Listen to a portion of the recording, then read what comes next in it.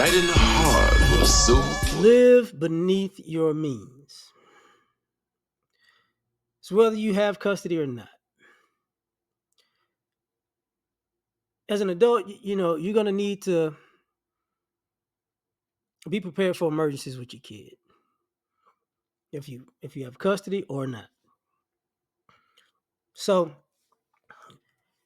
they might have to go to a doctor's emergency, emergency hospital visit or something. That's part of health insurance. And why I have to bring that part up is because the older you get, the older your child gets, the insurance goes up. So if you're living above your means, just know when you're taking care of your kid, that's going to rise with your age and theirs. So you got to be prepared for that. Say you get a house, townhome, apartment, whatever. Um, if you get a mortgage, sometimes the taxes in the neighborhood goes up, so that means your mortgage payment goes up. So if you live below your means, you can be able to take care of that. Townhome, same premise. Apartment, the prices of apartments basically go up every year, right? So if you get these nice places that you can afford, but at the end of the month, your budget is tight, just know it's going to get tighter over the years. Um, some of the experiences you're gonna have to be below your means. Like maybe you can't afford uh, a luxury car, but just don't go overboard with it. Go a model lower, if I say that. I want my dream car. Don't do that just yet, because those dream car might come with dream car payments and dream car maintenance, right?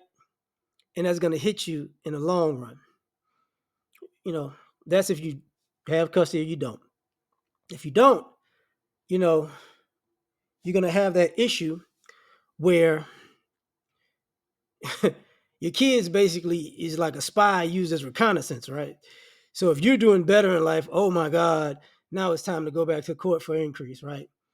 And I spoke about this in a different video where, you know, even with the courts, like it used to be a day where your base salary is what your base salary was. Overtime is optional, and overtime didn't count. But if you don't get accustomed to living below your means, you know, somebody's going to drag you to court, or in court, they're going to, drag you in there about how much did you make last year. And you're going to say this amount. And then they're going to, well, this is your payment. It's like, well, that's from working overtime to pay for the lawyer. And they're going to say they don't care. And then you're going to have to try to, then you want to work your regular hours. And then all of a sudden they're going to say something as if, oh, you're trying to scam the system, so we're going to keep them the way they are. So they're forcing you to work more and more and more. And if you don't live beneath your means in the beginning or below your means in the beginning, basically that takes away your parenting time. Because now you instead of working, having everything taken care of with 8 hours of work, now you got to work 10, 12, 16, 5 and 6 days a week. And now you don't have as much time with your kids. So now you've become a check to yourself, to take care of yourself and your kids. And that becomes stressful, very stressful. Um, Same thing with shopping and fashion. Go, hey man, go to the outlet stores. Not, I mean, what's the outlet stores? It's okay. Shop at Target, shop at Ross and Marshalls and TJ Maxx and Burlington Coat Factory. That is okay. Get something nice but affordable. Don't overdo it. The same thing when you go out. Don't, every now and then you're going to treat yourself as an adult.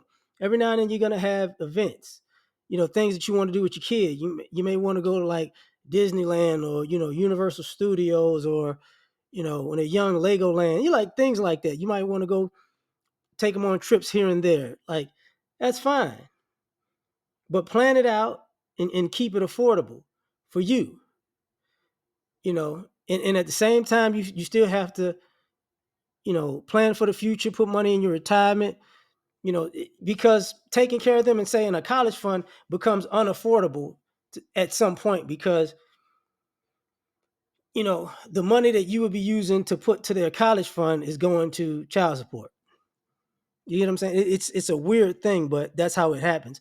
And in those situations, there are a lot of kids who went to college and you were paying, and some of y'all don't know, but when a kid goes to college, secondary school or whatever, trade school, then they extend the child support. So if they graduated at 18, you're probably going to pay until 20. And you're knowing that money's not going to your kid, it's not going to their education.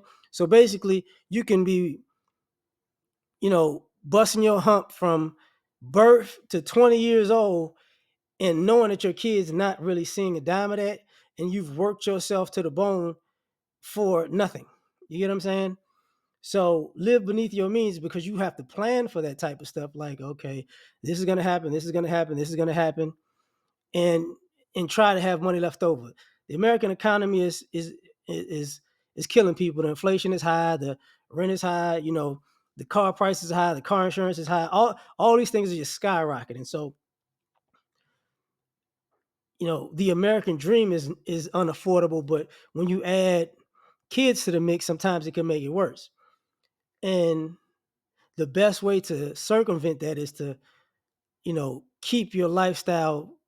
I'm not going to just, it doesn't have to be minimalist, but it has to be a little above, what you're comfortable with. You know, say if you get in a relationship, if you get a house, if it's just you have one kid, two, one, two kids. If they're with you, you got 3 bedrooms, right? So that's 3 bed, 2 bath. That works. If you have two, you might need 4 bed, 2.5, 3 bath, something like that. But it doesn't have to be like I want to live the high life mini mansion type thing because that might not work out. And then you know when the kid's grown, all that extra money can come back to you. As far as then you can upgrade your lifestyle. You know, and it's okay. And sometimes you're comfortable where you're at, and it's not a big deal because things happen. Things break in the home, roof damage over the years, car trouble, like I said, braces. It's all kinds of stuff can happen. And as they say now, most people don't have $1,000 for an emergency fund. So, try let stuff like that be the goal to have an emergency fund, even if you have to put a side account and just put a little bit of money in it every paycheck and let it grow to have that emergency fund because it's beneficial. Because if you don't, then you're going to wind up going the credit route, and some people are in massive credit card debt because of all the emergencies. So live, below your means just to save you some trouble because that becomes um, an albatross or a weight around your neck if you don't.